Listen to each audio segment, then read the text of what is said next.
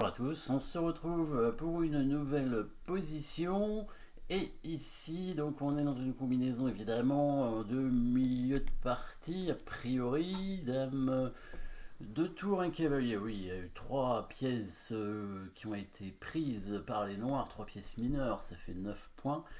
Par contre, les noirs ont perdu plus de pièces, hein. Ils ont perdu deux tours et un fou, donc ça fait 13 points.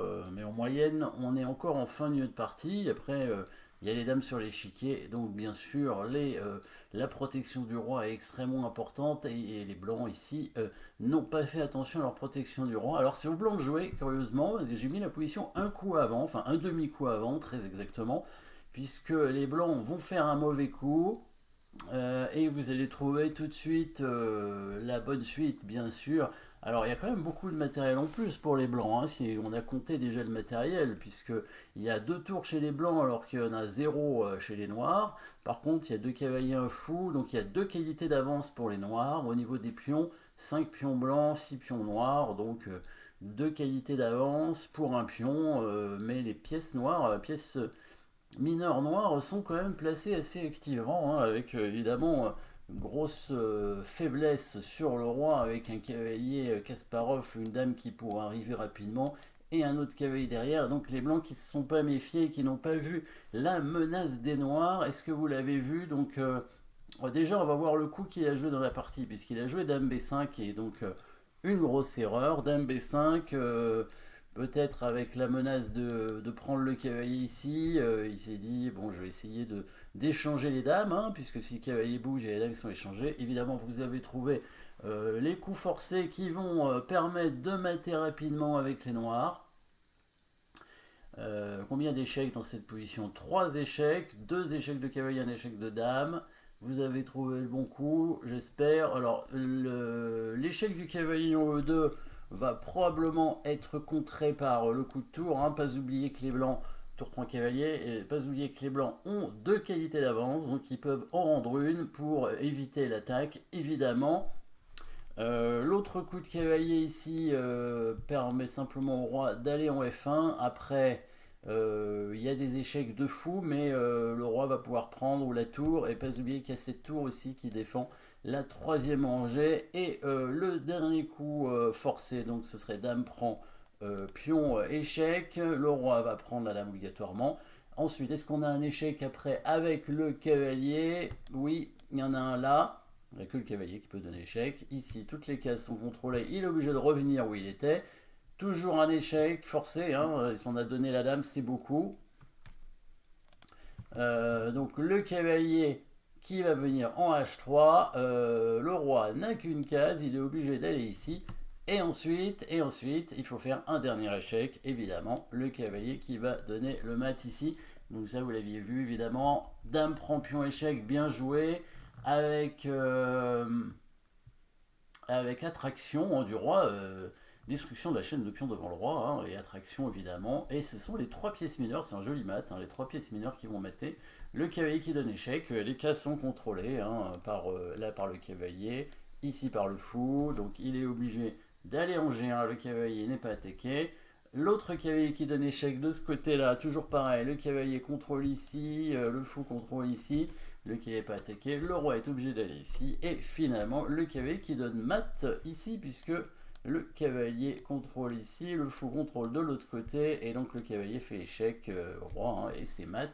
La tour blanche en E1 bloque évidemment le roi blanc. Et oui, menace discrète, hein, de la part des noirs, qu'il fallait réussir à voir avec les blancs, et c'était pas évident en fait de parer la menace finalement. Dans la position de départ, le coup dame B5 est une erreur, mais le seul coup pour parer la menace de mat, vous pouvez essayer de le chercher. On peut prendre les blancs cette fois, allez. On va essayer de prendre les blancs. Hop, voilà. On va prendre les blancs. Donc on a vu la menace menaçante maintenant avec dame prend H2 échec suivi de cavalier G4. Bon, c'est surtout dame prend H2 qu'il va falloir empêcher. Alors dame prend G4, on pourrait, pardon, cavalier G4, on pourrait l'empêcher en prenant le cavalier avec la tour. Comme on a dit, on pouvait essayer d'éliminer des pièces d'attaque, mais il va simplement reprendre avec la dame, il va remenacer mat, hein, s'il fait ça, la dame va prendre, il remenace mat cette fois en un coup, hein, directement. Et là, pour parer le mat, bon bah c'est faisable, mais on va devoir jouer un coup de défense. Et il a d'autres menaces. C'est la menace de mat en deux coups, par contre, elle va être dure à parer. C'est cavalier H3 échec, et après roi F1, dame E2 mat. Donc par exemple, si on fait dame B4 pour contrôler la case en E1, cavalier H3 échec, et dame E2 mat. Donc le sacrifice de tour sur le cavalier n'est pas bon. Le coup de défense, est-ce que vous l'avez trouvé? Le seul coup qui était le coup H4. Et oui, c'était difficile à voir avec les blancs, mais c'était le seul coup de défense. Et ça suffit pas pour gagner malgré tout pour les blancs, hein. Il faut faire nul normalement.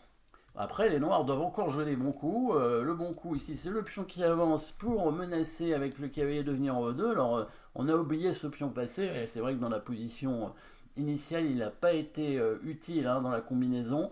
Mais si les blancs avaient bien joué, il aurait été très important. Mais la position était très compliquée en fait, hein. D3 avec la menace d'amener le cavalier en E2, les blancs doivent chercher l'échec perpétuel, obligatoirement. La dame qui vient protéger la poussée du pion, et en même temps qui vient faire des échecs derrière, c'est l'idée, cavalier E2. Là cette fois les blancs n'ont pas le choix, sont obligés de prendre le cavalier, sinon ils vont se faire mater assez rapidement. Hein, par exemple, s'il met son roi en F1, on peut faire une petite attraction avec le fou qui arrive en G2, roi prend G2, dame F3 échec. Et ici, bah, le roi, quoi qu'il arrive, il est mat, je crois. S'il vient en H3, c'est peut-être le mat le plus long. Et encore, ça fait que deux coups quand même, hein. Roi H3, cavalier F4, tout simplement, suivi de dame G2 mat. La dame et les deux cavaliers, hein. On voit ce pion très important, hein, qui vient tenir le cavalier ici. Le seul coup, c'est bien sacrifier la tour sur le cavalier. Prend du pion, évidemment, pour permettre de menacer de faire dame. Et vite, vite, la dame va faire des échecs perpétuels. Voilà, dame prend G7. Il n'y a plus que ça à faire avec les blancs, hein, vraiment. Sinon, il y a la tour quand même qui est là pour venir, si jamais les noirs viennent, évidemment protéger un petit peu le roi avec la dame. Là, il ne faut pas échanger les dames. On va continuer à faire échec. Voilà, sans arrêt, sans arrêt. Et normalement, les noirs n'ont pas trop de possibilités, hein, pour éviter. Alors, ils peuvent peut-être éviter l'échec perpétuel, mais attention, ils ont quand même encore du matériel en moins. Et à tout moment, si la tour arrive en E3 pour protéger et ensuite récupérer le cavalier derrière, bah, les blancs peuvent avoir l'avantage dans cette finale, hein. Donc, il faut quand même faire attention. Je crois que le roi F8 est pas très bon. Le roi F6, pardon, est pas très bon. Parce qu'il va y avoir tout simplement la tour, je pense qu'il va revenir en E3, et les noirs peuvent pas vraiment menacer quoi que ce soit de leur côté. Il y a le fou qui est attaqué sur échec, donc le cavalier pourrait pas venir ici, et le cavalier est menacé puisqu'il y a dame H8, donc les noirs ne peuvent pas non plus jouer pour le gain à tout prix, hein. Je crois que ce qui est raisonnable ici, c'est de répéter les coups en faisant nul, hein. Voilà, ça aurait été bien joué de la part des deux joueurs, mais ça nous a permis quand même, hein, le mauvais coup de dame en B5 nous a permis de voir une jolie combinaison. Merci d'avoir suivi cette position. N'oubliez pas de vous abonner et un pouce bleu si vous avez aimé cette vidéo. A bientôt.